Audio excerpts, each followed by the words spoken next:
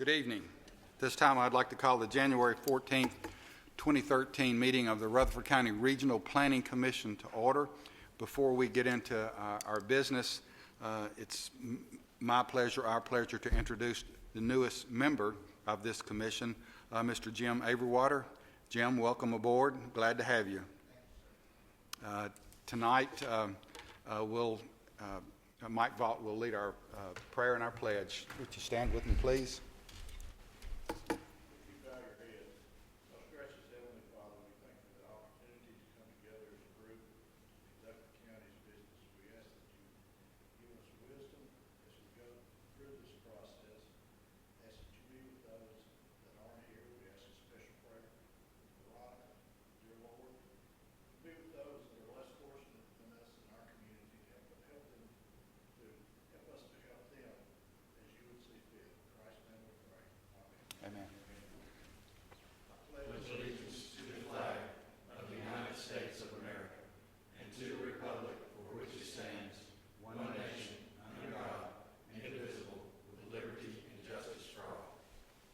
Be seated. Call the roll, Gail. Rhonda Allen. Here. Jim Averwater. Here. Richie Boland. Here. Veronica Buchanan. Will Jordan. Here. Mike Cush. Present. Craig Lynch. Here. Pettis Reed. Steve Sandlin. Here. Mike Vaught. Jeff Phillips. Present. We have quorum. Thank you, Gal. Codes Department report. David, anything to add? Just might draw your attention to our 2012 totals. Our single families was up 177 homes from last year, so we continue to increase a little at a time. 513 single families this year compared to 336 last year. That's all I have. David, one quick question. What was the most homes you remember seeing in 1 year? Approximately. Probably about 1150. Up about 35%, actually. Rough calculation. That's a pretty big jump. And I believe last year they were up a little bit over the year before that too. Yes, I think that's correct. Slightly. Thank you, David. Any items withdrawn or deferred? No, sir. Okay. Well, I'm sorry, excuse me. The agenda that you have before you is actually an amended agenda. There was an application located along not Old Fort Parkway, but Highway 96 Franklin Road that was a application for commercial zoning that was withdrawn. But this agenda that you have reflects that, so forgive me. Next item on our agenda is rezoning and public hearings. I'm not sure I'll get this exactly right, but I think this commission passed the new ordinance last August, and then between August and December, these rezonings passed this commission kind of with the understanding that they would fall under the new ordinance. So even though the new ordinance wasn't in place because the county commission hadn't put it together, I believe the staff felt it best to bring these back up in case there was any question about it, or anyone from a public hearing might need to ask questions about it. So I think we passed them with the understanding that they were going to go under the new ordinance if it passed, and it did. So we're bringing them back up for a public hearing tonight. Just to clear things up. Is that about right, Ms. Elizabeth? Sure. I'll add a few points to that. As you remember, you guys recommended approval for the new zoning ordinance August 13th. And at that point, the document was set in stone until the Board of Commissioners decided to hear it and decide. They heard it November 15th and made it effective January 1. So during those 5 months, we did have cases that were continuing to come through and being processed. And so they got rezoned, they got their uses, and then effective January 1, they all reverted back to residential as they were shown on the map originally. Now, I want to make clear that the conditional use permits that were approved for these properties are still valid. So those could continue forward, and they have not lost those. Those are still valid. They're still good. But this is an effort to align the zoning map with those uses. So that's what the process we're trying to go through right now is send them back through to get the commercial zoning back on the property.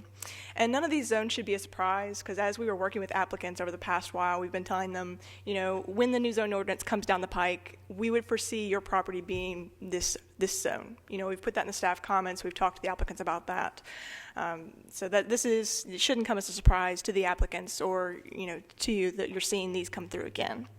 And I'm going to go through, there were 7 cases that fell into this category, and I'm going to go through them fairly quickly. But if you have any questions, just feel free to stop and we can talk about them in some more detail.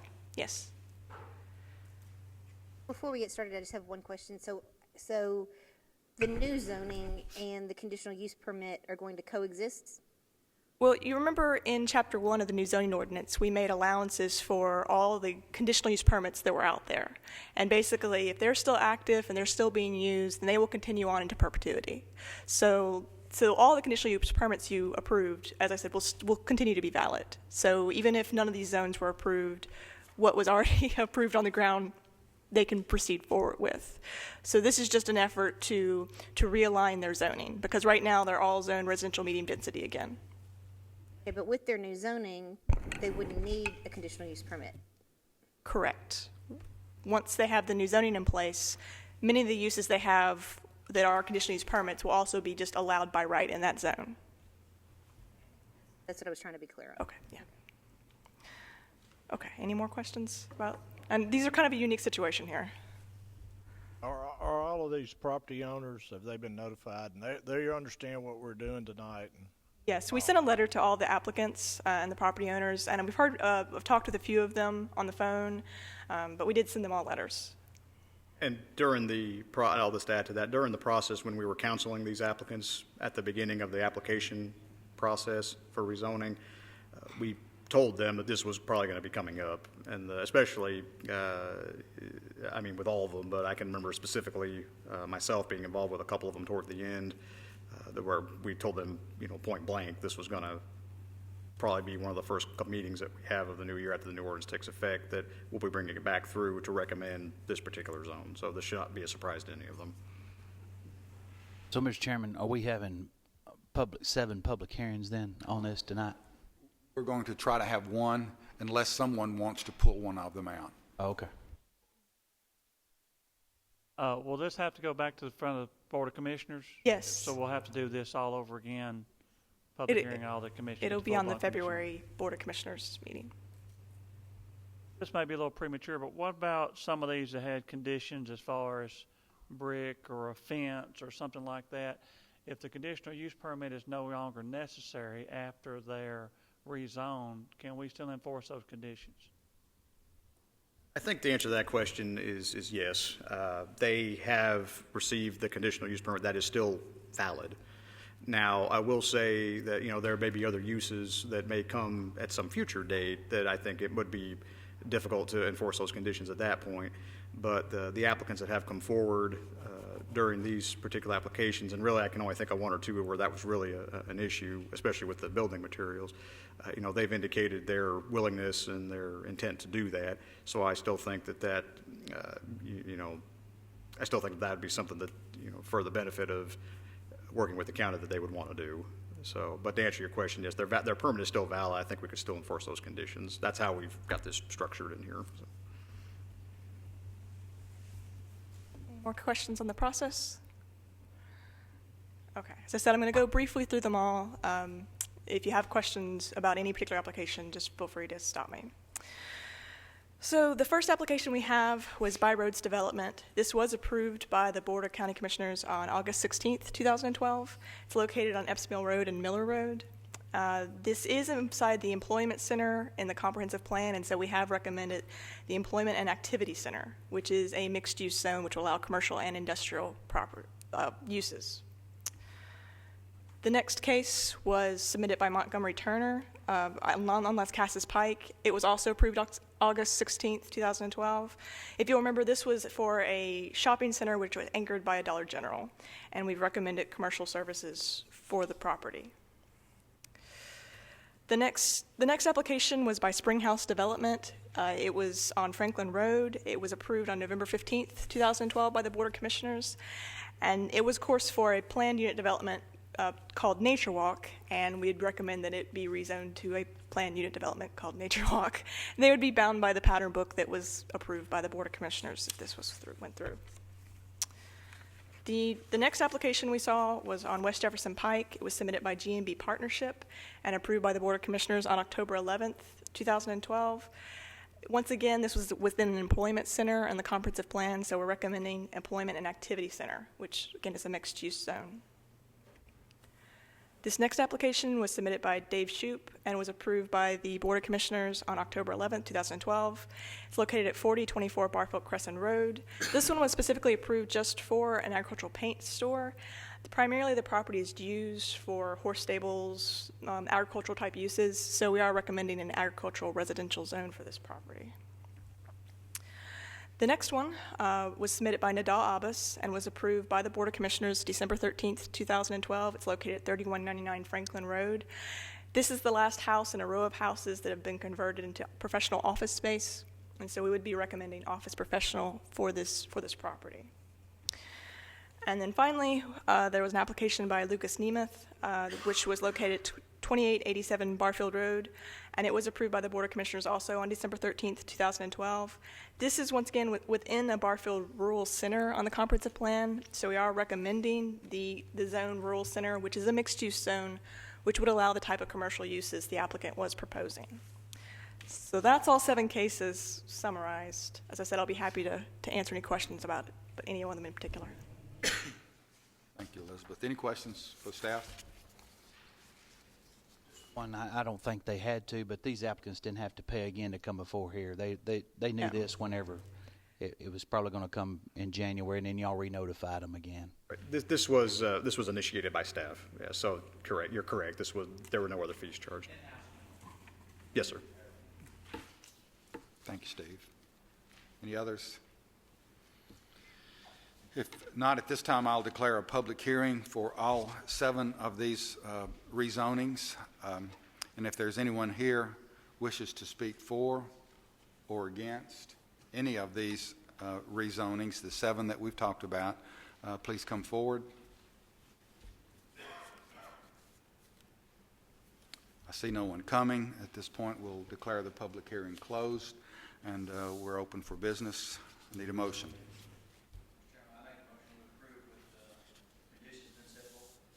Thank you, Steve. And we have a second. Any other discussion? All those in favor of that motion, please say aye. Aye. Any opposition? The motion carries. Thank you, Commissioners. That concludes the business part of our agenda, and we're going to staff reports at this time. Yes, Mr. Chairman, thank you.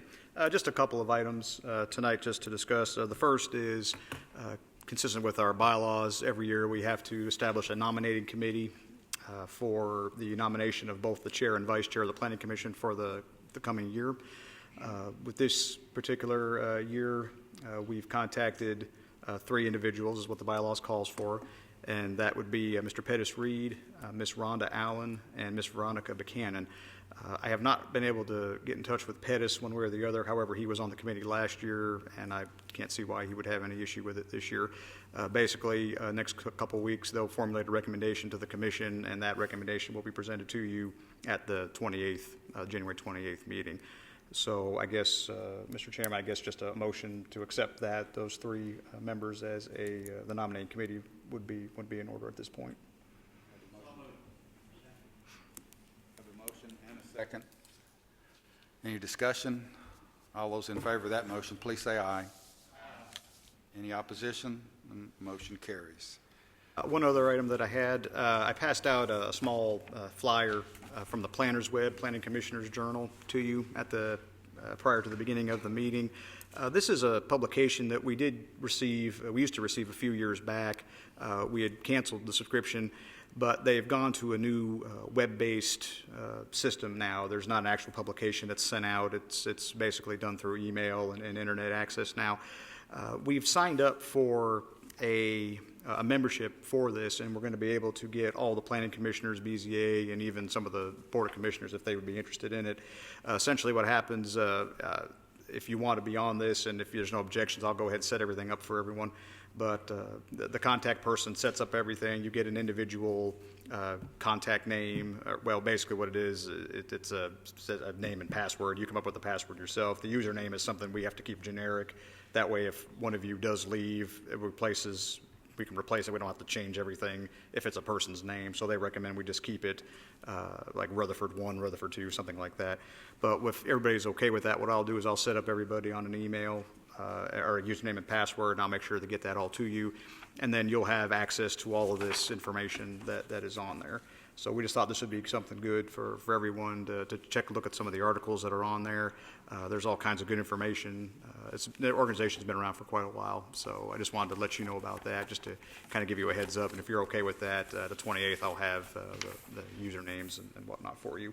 So that's really all I had, Mr. Chairman, unless you wanted me to, did you want me to discuss the letter, or were you wanting to do that? Yeah, if you don't mind, I don't know how many have received letters from the Rutherford County Property Rights Alliance. They sent us one, if I'm not mistaken, back in November or December, and they followed up with another letter that's a little bit more lengthy. And I talked to Doug about it. Most of their questions have been answered throughout the last year as we've gone through rewriting our ordinance, but we thought that if it's okay with everyone, since they've sent out another letter, we would answer every question that they have and talk about it a little bit at our next meeting, which will be the 9 o'clock meeting 2 weeks from now. Is that okay with everyone?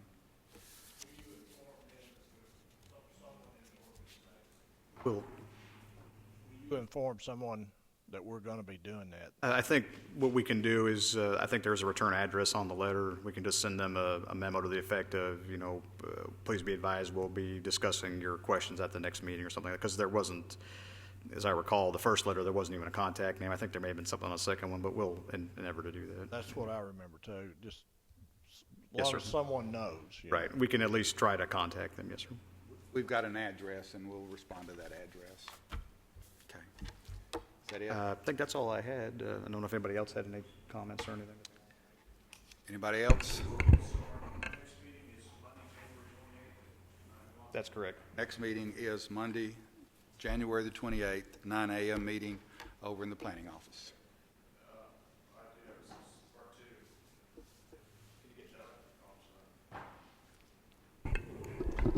Josh, have you had sufficient time to look at? Yeah, Okay. Do you mind I looked at it expounding on that?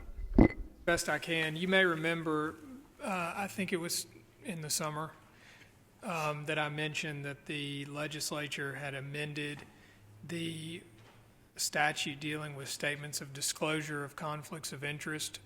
And previously it didn't include planning commissioners, but it was being amended to include planning commissioners. And that sometime between then and now, you should receive a letter from that the Tennessee Ethics Commission telling you needed to file a statement or a disclosure. And I understand several of you have now received those, maybe all of you. But that is the standard form. So as you receive these documents in the mail, you are obligated to submit that form with the Bureau of Ethics and Campaign Finance. I think you can do it in paper or you can do it electronically if you go to the website, but it's due by January 31. As to existing members, as to new members, you have 30 days from your appointment date to submit the form. So that's it. There it is. Anyone that has specific questions, see Josh after the meeting, and he might answer those personal, specific questions for you, okay? Josh, if you'd stay just a couple of minutes. Anything else? I did think of just one quick item. At our next meeting, of course, that's the meeting where we typically go over our year-end report and some of the upcoming goals and things that we'd like to do for the coming year. We'll be asking for some guidance on a couple of the issues for that, just to give you a heads up on that. Also, we're getting into the budget time for next fiscal year. So start thinking about which one of you all would like to. There's 5 that need to serve on the budget committee. It's a very exciting and enthralling time, I can promise you, as we go through the budget. But and there's always a waiting list to get on the committee from the Planning Commission. But we will be appointing 5 members at the next meeting. So. That's all I had, Mr. Chairman. Thank you. Anyone have anything else? Once again, Jim, welcome to the commission. Look forward to working with you over the next few years. Thank you. Other than that, we're adjourned.